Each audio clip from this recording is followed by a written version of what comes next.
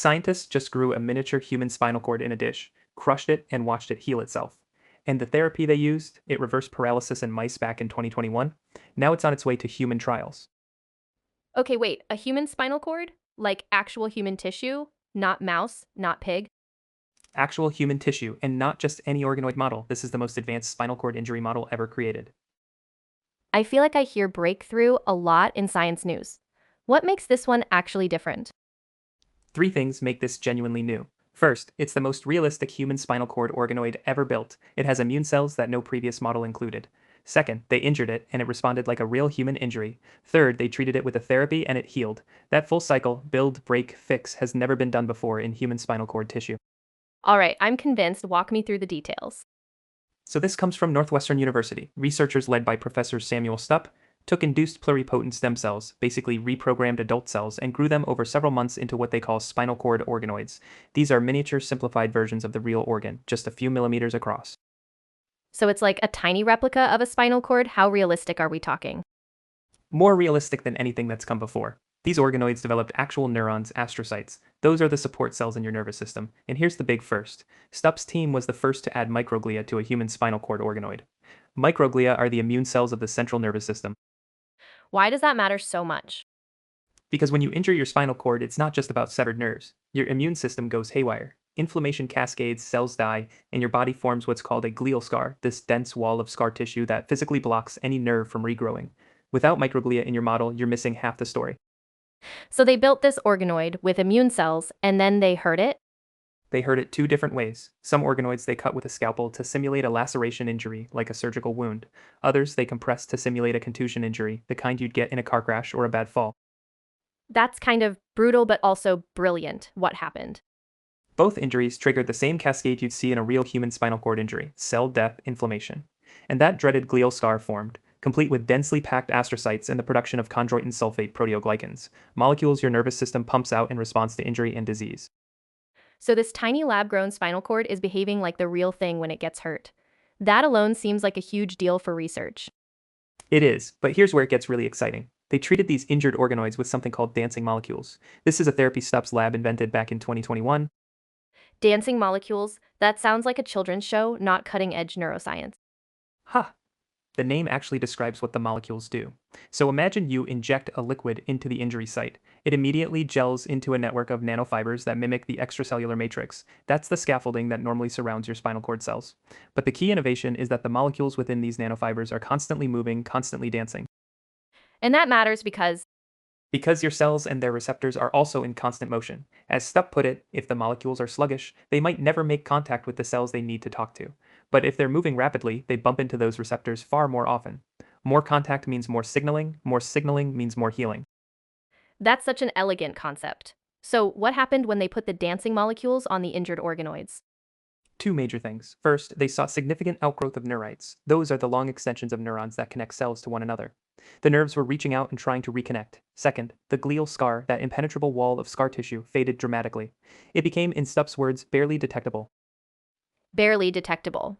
So the biggest barrier to spinal cord healing just dissolve? Pretty much. And this is huge because it mirrors what they saw in their 2021 animal study. In that earlier work, they gave mice with severe spinal cord injuries a single injection of dancing molecules 24 hours after injury. Within 4 weeks, paralyzed mice were walking again. 4 weeks from paralyzed to walking. That's insane. But mouse results don't always translate to humans, right? That's kind of the whole point of this organoid work. You nailed it. That's why this study matters so much. The organoid results closely match the animal results, which gives them confidence the therapy could work in actual human patients. Stupp said it himself. Short of a clinical trial, testing in human organoids is the only way to validate whether a therapy has a real shot at working in people. I want to understand the mechanism better. How do these nanofibers actually interact with cells at the molecular level? So the nanofibers display bioactive signals on their surface, peptide sequences that mimic natural growth factors. Specifically, they activate two important receptors. One promotes neurite outgrowth, convincing damaged nerve cells to extend new connections. The other promotes cell survival and reduces inflammation.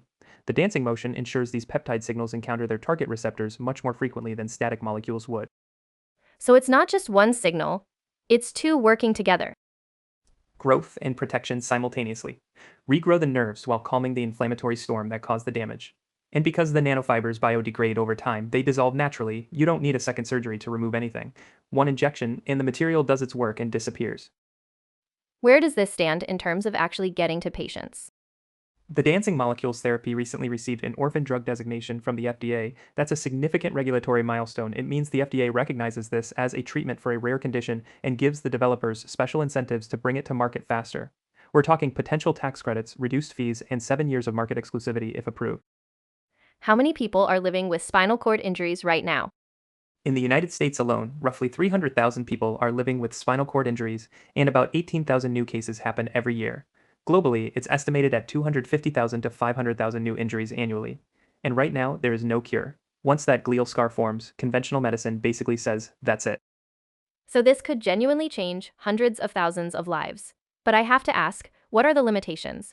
An organoid is still not a full spinal cord. Right? The organoid doesn't have blood vessels. It doesn't have the full complexity of the immune system. It's a few millimeters across instead of, your entire spine. And while the dancing molecules worked beautifully in the organoid, they still need to go through proper clinical trials in humans to prove safety and efficacy. And the current standard of treatment for spinal cord injuries is what? Basically, stabilization and rehabilitation. You get surgery to relieve pressure on the cord, steroids to reduce initial inflammation, and then months or years of physical therapy to try to regain whatever function is possible. But if the glial scar has formed, and it forms within days, the conventional wisdom has been that the damage is permanent. No drug on the market today can regenerate severed spinal cord nerves in humans. So this would be the first treatment that actually addresses the root problem rather than just managing symptoms. If it works in clinical trials, yes, it would be the first therapy that directly dissolves the scar barrier and promotes nerve regrowth in human spinal cord injury. When could we realistically see clinical trials? The orphan drug designation accelerates the timeline considerably. SNUP's team is working toward that goal, and given the strong results across both animal models and now human organoids, we could potentially see early phase clinical trials within the next few years. There's something poetic about it too, using dancing molecules to make paralyzed nerves dance again. And the paper was published February 11th, 2026, in Nature Biomedical Engineering, one of the top journals in the field. The first author is Nozomu Takada, a research assistant professor at Northwestern's Feinberg School of Medicine. This feels like one of those stories where in 10 years we'll look back and say, that was the moment things changed. If the clinical trials go the way the organoid and animal data suggest, a single injection that dissolves the scar tissue, blocking nerve regrowth and helps paralyzed people walk again, that's not science fiction anymore. That's a therapy with FDA recognition, human tissue validation, and a clear path forward. Let's talk about what organoids could mean beyond just this one therapy, because if you have a realistic human spinal cord injury model, you can test anything on it, right? That's the broader revolution here. Right now, testing spinal cord injury treatments is incredibly expensive and ethically complicated. Animal studies take months to years, cost hundreds of thousands of dollars, and the results often don't translate to humans because mouse spinal cords are fundamentally different from ours. Different. How? Size, cell types, immune response, even the way scarring happens. A mouse spinal cord is about 2 millimeters in diameter. A human's is about the width of your thumb. The immune cells behave differently. The inflammation cascade is different. That's why so many promising treatments in mice have failed in human trials over the decades. So organoids solve the translation problem. They dramatically improve it. You're testing on actual human tissue with actual human immune cells. You can screen dozens of potential therapies simultaneously on organoids at a fraction of the cost and time of animal studies. The ones that work move forward to clinical trials with much higher confidence. That could accelerate the entire field of spinal cord injury research. And not just spinal cord injuries, the same organoid techniques can model neurodegenerative diseases, stroke, brain tumors, any condition where you need to understand how human neural tissue responds to damage or treatment. One more thing I want to touch on, you mentioned these organoids took months to grow. What does that process actually look like? You start with a skin cell or blood cell from a human donor. You reprogram it back into a pluripotent stem cell, essentially rewinding it to an embryonic-like state. Then you bathe those stem cells in specific chemical signals that tell them to differentiate into spinal cord tissue. Over weeks and months, they self-organize into a three-dimensional structure with distinct cell types arranged in patterns that mirror the real organ. They self-organize. Nobody's placing cells one by one. No. And that's one of the most remarkable things about organoid science. You provide the right chemical environment, and the cells figure out the rest. They form neurons, astrocytes, and with STUP's innovation, now microglia too. Biology has an incredible capacity for self-assembly when you give it the right conditions. So to wrap up, Northwestern scientists built the most realistic mini human spinal cord ever, injured it 2 different ways, treated it with dancing molecules, and the injuries healed. The scar dissolved, nerves regrew, and it matched what they saw in mice who went from paralyzed to walking in 4 weeks. And the therapy has FDA orphan drug designation, human tissue validation, and a clear path to clinical trials. For the 300,000 Americans and millions worldwide living with spinal cord injuries, this isn't just hope, it's science with momentum. Science, man, just incredible.